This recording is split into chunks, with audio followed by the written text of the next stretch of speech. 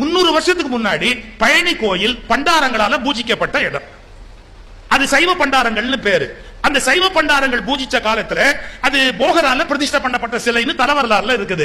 சித்தர்கள் மரபுல ஆகமும் கிடையாது. அந்த பண்டாரங்கள் பூஜை பண்ண போது மதுரையில் இருக்கிற திருமலை நாயக்கருடைய தலவாய் ராமப்பையர்னு பேரு. ராமப்பையர்ங்கிறவர் கோயிலுக்கு பழனிக்கு போறாரு. பழனிக்கு கோயிலுக்கு போகும்போது அவருக்கு ஜாதி இடிக்குது. என்ன இடிக்குதுன்னா, நான் வசந்த ஜாதி, இந்த பண்டாரம் தாழ்ந்த ஜாதி, இவங்கிட்ட நான் விபூதி எப்படி வாங்குவேன்?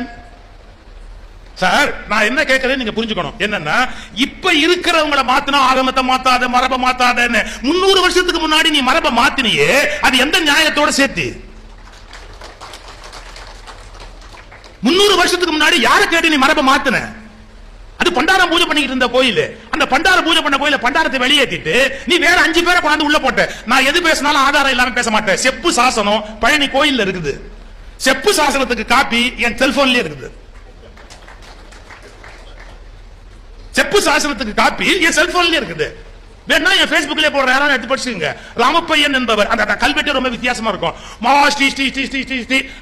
பெருசா போட்டு இப்படிப்பட்ட ராஜகேசரியும் ராஜவாகிய ஒரு 6 வரி யாருக்கு? திருமலை நாயக்கருக்கு. அப்படிப்பட்ட திருமலை நாயக்கனுடைய தலவாகிய மகாசி ஸ்ரீ ராமப்பையன் எழுதி கொடுத்தது அப்படின்னு போட்டிருக்குது.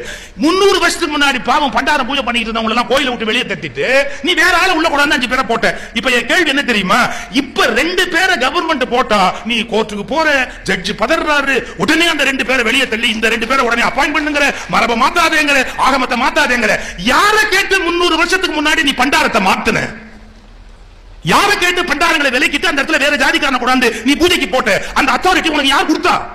அப்ப என்ன அர்த்தம் அப்படின்னு கேட்டா, இந்த உலகத்தில் தமிழனை யார் வேண்டுமானாலும் விலக்கி விட முடியும், ஆனால் மற்றவர்களை யாரும் விலக்க முடியாது என்கிற ஒரு வண்ண பேதம் இந்த நாட்டில் கொடுமையாக நிலவி கொண்டிருக்கிறது. சும்மா எதுக்கெடுத்தாலும் ஆகமா ஆகமா. ஆகமம்னா உங்க சௌரியத்துக்கு மட்டும்தான் ஆகமமா? மற்ற இடத்துல எல்லாம் ஆகமத்தை பார்க்க மாட்டீங்களா? இது என்ன தர்மத்தோட சேர்த்து 5 பேர் வாழ்க்கையை கெடுத்தீங்களே. அங்க பூஜை பண்ணிட்டு இருந்த 24 பண்டாரத்தை விரட்டி அடிச்சீங்களே. 24 பண்டாரத்துக்கு ரூபாய்க்கு 4 காசு கொடுத்து வெளியே போக சொன்னீங்களே. என்ன கணக்கு அது?